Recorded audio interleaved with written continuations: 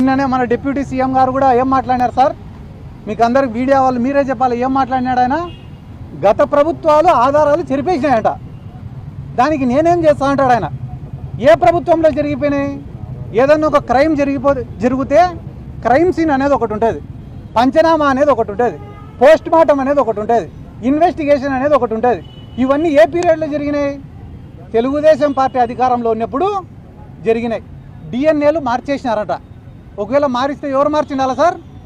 ఆ రోజు తెలుగుదేశం పార్టీ అధికారంలో ఉంది కాబట్టి వాళ్ళు మార్చిండాల. పవన్ కళ్యాణ్ గారికి నా యొక్క రిక్వెస్ట్ ఏమంటే, సార్ మీడియా సమక్షంగా మిమ్మల్ని రిక్వెస్ట్ చేస్తున్నా, ప్రీతిబాయ్ మర్డర్ కేసులో వాళ్ళ తల్లి వాళ్ళ తండ్రి ఆరోపిస్తుండేది ఎవరి గురించో తెలుసా సార్? తెలుగుదేశం పార్టీ నాయకుల గురించి. మీరు ప్రశ్నిస్తే వాళ్ళని ప్రశ్నించండి, కానీ గత ప్రభుత్వాలని చెప్పి వైసీపీనో కాంగ్రెస్ పైనో ఈ నెపం నెట్టే ప్రయత్నం చెయ్యొద్దు. లేదా ఓపెన్గా నేను చంద్రబాబు నాయుడికి సరెండర్ అయినా కాబట్టి నేను ప్రశ్నించలేననేదన్నా చెప్పేస్తే మేమన్నా కొంచెం ఈ రాష్ట్రంలో సంతోషంగా ఉంటామని చెప్పి ఈ సందర్భంగా నేను తెలియజేస్తాను.